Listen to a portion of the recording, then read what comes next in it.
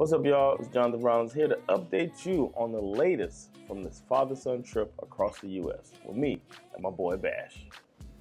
Oh yeah, Maryland. This leg of the trip is gonna be a little bit different. It's a place that I've been, I have ties to, I have professional life here, and most importantly, I have family here. So I was really looking forward to this part of the trip, and Bash, on the other hand, was looking forward to it because Zoe's in Maryland, and that's his favorite cousin. They video chat and show each other clips from movies. They also show each other the ceiling because they always put the phone down and just have the phone facing the ceiling while they're talking. So now I was gonna see Zoe and Bash in the same room, able to enjoy each other without the Atlantic Ocean separating them. And that's what the trip is all about. Once we got there, he was trying to be funny and kind of hide and surprise, but then they saw each other and they gave each other a hug. It was so nice, and nice to see my sister and my nephew Wesley and my other niece PJ. We walked in on some delicious veggie lasagna, and I got to just have a nice dinner with the family. It was perfect. They even prayed together, holding hands and prayed together. I know that Bash has been so curious about religion, and he had been practicing. His Nana taught him. He was ready to show off what he learned. It was cool to see him saying grace with the family. Wesley took to me. I was concerned about that. I didn't know if Wesley was gonna like me or not. He's the middle kid of my sister's children. He has autism. I didn't know exactly what it was gonna be, but it worked out, man. I credit video chats. It was like he was comfortable with me right away. And I was relieved that I could get to know my nephew a little bit more. PJ, on the other hand, the youngest, she was skeptical of me and was looking at me like, who is this man? And why does he keep smiling and making silly faces at me? And the bro-in-law, shout out to Curtis. That's my guy. We go back a long way. My sister has known him since we were all in high school, and now that's my brother. And what we did, got together, went to the basement, and got our drink on. It was nice. Speaking of the basement, they have a lovely home. It was a typical suburban home like you would see on television, with the 3-car garage and the 3 levels and the open floor plan and all of that stuff. Bash, you're getting to know America when you go to the Rollins Taylor home. Another pleasant surprise was my sister coming down while Curtis and I were drinking and catching up. And she hopped in making jokes with us and having a good time until it was time for her to go to bed. The next day, Sandra and Alli arrived. I don't know if it's been that long since we've been married that we've been apart. That's 3 weeks I've been without my wife, and my daughter, I haven't been away from her that long since she's been born. It was definitely the longest hug I've ever given Alli in her short life. It just felt so good to have my daughter in my arms again. Felt so good to give my wife a kiss. Had to do some fun things. We went to the public pool. That was nice. Doing a little bit of swimming, a little bit of playing. One day we all went to Fun Zone. It's an indoor place. Kids got on bouncing castles. Hers was getting in there, but I did not want to get in the bouncing castle because if I get in there and I pop a bouncing castle, I don't know if my ego will ever recover. I don't need that in my life. We ate too much pizza. We drank slushies. It was just a good time. And then it was time for laser tag. We had a laser tag tournament. And it was blue team versus red team. I was on the red team and we lost out. Whatever. It's not my fault. My team it wasn't fair. So that's why I lost. But it was really fun to do some laser tag and to play video games. Everything was great at Fun Zone.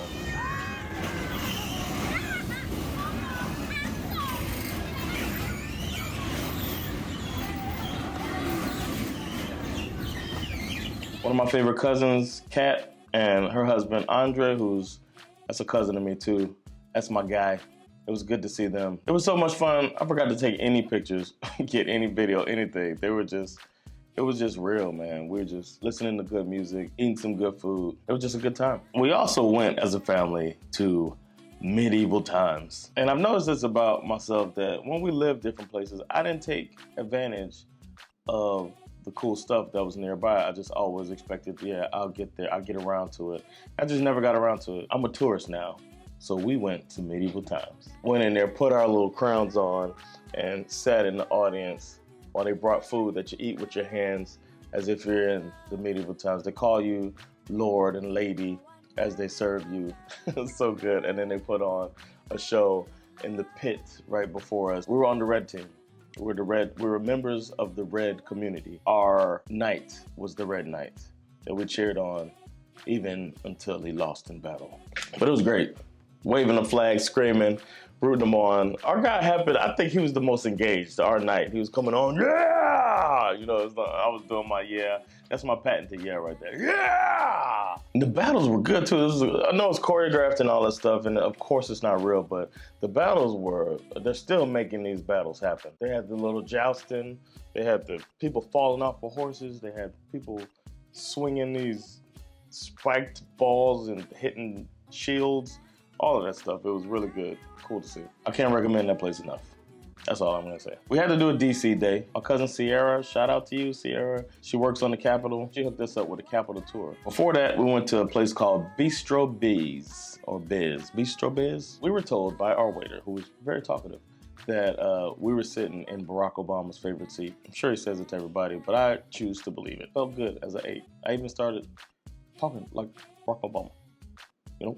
I started saying, you know, the food was delicious. Oh man, it was a high-end restaurant. I knew it was gonna be expensive because it was at that hotel, the George Hotel, and I was like, you sure you wanna go in there, Sandra? And she wanted to go in there, and then it turns out we're sitting in a place where Obama was at. It's cool. Then it was time for our Capitol tour. We did the tour. It just made me even more frustrated with those people who stormed the Capitol because they talked about the history of it and like how America was kind of built right there, and they preserved it so well.